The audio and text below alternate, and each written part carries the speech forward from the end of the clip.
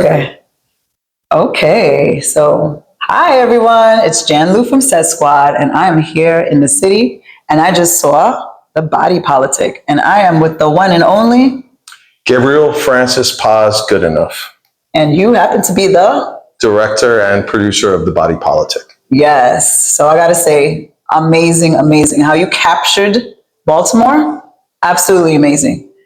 Like I was speaking to someone that was in the film, and she said what really drew her to it is as if, like, you being like, a resident there. It's like you really knew it.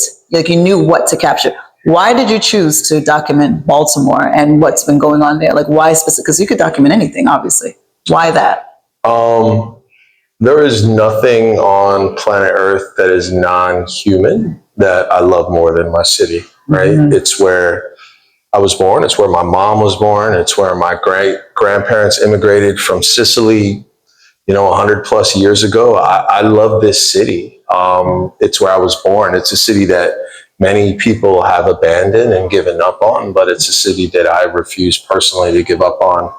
And I'm constantly and ever fascinated by it. Sometimes tragically frustrated by it and upset, but it's what consumes me. And a big issue in the city of Baltimore my entire life has been violence. And so I really wanted to understand violence better. I wanted to understand why our city continually was unable to heal.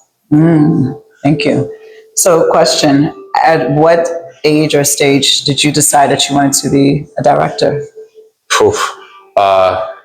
I started making this film when I was almost 50 years old. Yeah. I've been in film the first time I ever did in film was I was in Hairspray, the movie with John Waters, like back in the 80s. I was a dancer. Really? I did the mashed potato and the shake your tail feather, you pour the gravy on. I wasn't a good student. I never got A's in anything other than gym class or art class. And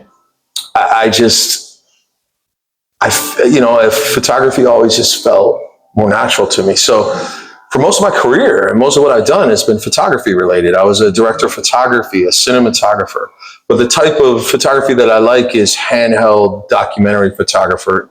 They call it verite.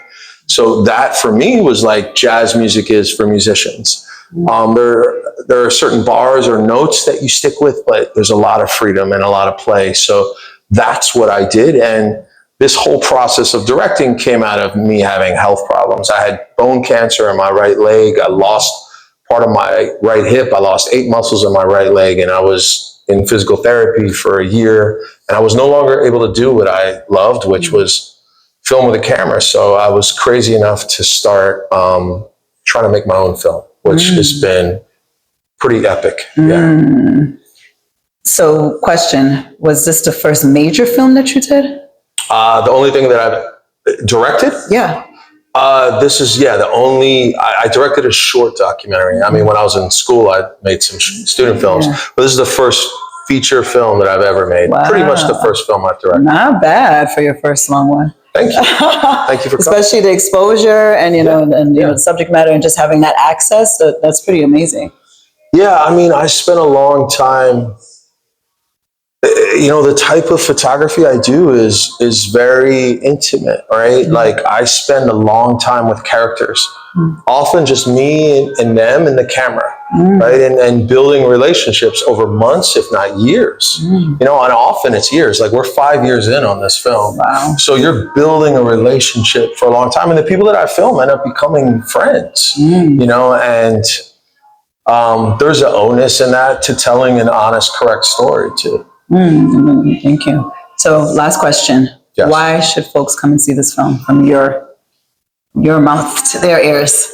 I think we talked a lot about Baltimore, but this is not a film that's about Baltimore. It's a film about human beings, and it's a film about the United States. It's a film about gun violence and violence in general, and how violence is contagious, just like COVID, right? Violence is this thing that has bothered our country from the very beginning. Violence is a 400-year-old problem in the United States.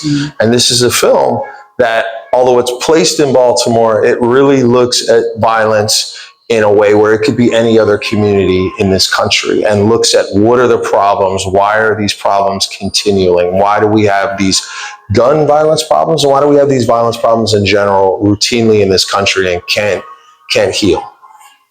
That's very true. Because being a New Yorker, there are a lot of things that I saw in that film, and I definitely related to, some of the things that I've witnessed here and experienced here. So thank you for that. Thank you. Go out and see the film. It's going to be on.